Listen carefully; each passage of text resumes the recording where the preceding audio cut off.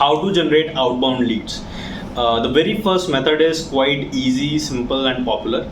All you have to do is go on Google and search for local businesses in your area, in a particular niche or industry.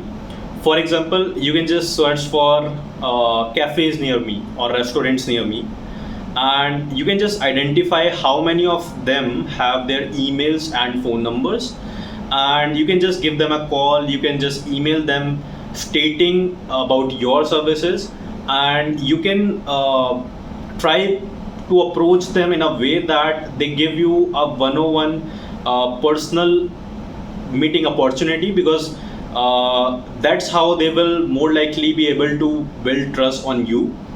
And you can just visit them. You can tell them about yourself, about what kind of value you want to bring in their business, and once you do it, it will be easier to get business from the local businesses in your area. So that was the first step. I'll continue the same in other videos. Thank you.